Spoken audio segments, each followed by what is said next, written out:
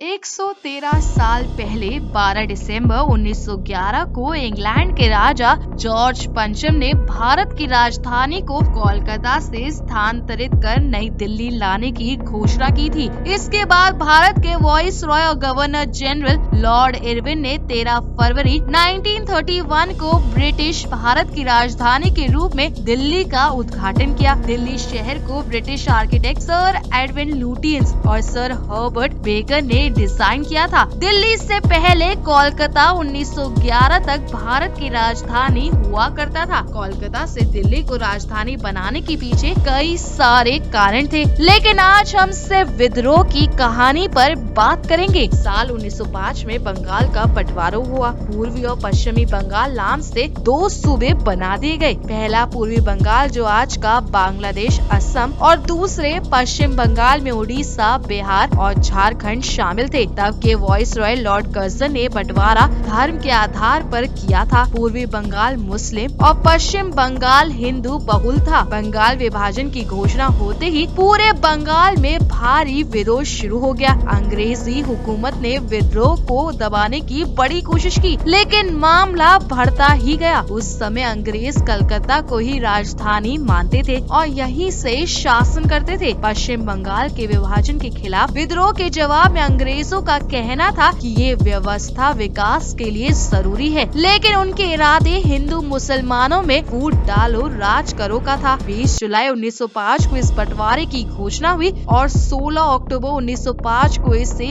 अमल में लाया गया। इसके विरोध में कलकत्ता में विशाल रैली हुई, जिसमें हिंदू मुस्लिम सभी शामिल हुए। बंगाल के विभाजन को लेकर देखते ही देखते विद्रोह हो गया। लोग सड़कों पर उतरने लगे और जगह जगह हिंसा शुरू हो गई। असल में उस समय बंगाल में राष्ट्रवाद की बयार बह रही थी। देश के लिए एक अलग तरह का प्रेम था।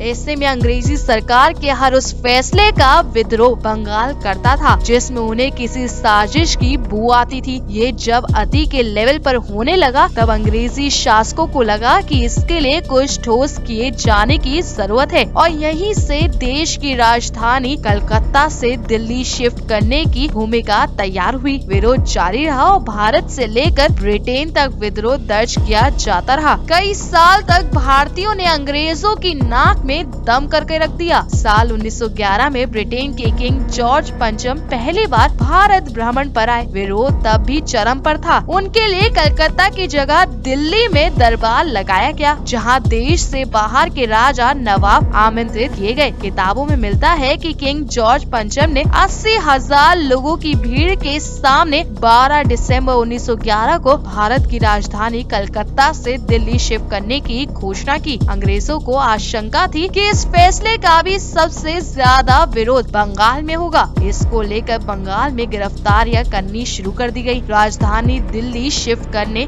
और इसकी घोषणा की पटकथा पहले से ही तैयार थी। इसे औपचारिक तौर पर किंग जॉर्ज के मुंह से कहलवाया गया था। माना जा रहा था कि शासक जब घोषणा करेंगे तो इसके विरोध की संभावना कम हो जाएगी। उस दिन दिल्ली को खूब सजाया गया था। दिवाली जैसी साज सज्जा सड़कों पर दिखाई दे रही थी। सुरक्षा की तगड़ी व्यवस्था थी। अंग्रेजों के बंगाल विभाजन का आधार कुछ भी रहा हो, लेकिन उन्होंने हिंदू मुसलमानों के बीच नफरत का बीज उसी समय बोया और बाद के दिनों में वे कामयाब भी हुए। आज हम पीछे मुड़कर देखते हैं तो पता चलता है कि उसी जहरीले बीज की उपज पाकिस्तान, बांग्लादेश नाम के दो देश बन गए हैं। हिंदू मुस्लिम जो एक साथ रहा करते थे, एक दूसरे की जान लेने पर आमदा हो गए थे। तब से शुरू हुआ मार काट का इतिहास बेहद भयानक रूप में दर्ज है। भारत की आजादी के समय पश्चिम बंगाल ही ऐसा राज्य था जहां हिंदू मुसलमानों के दंगे में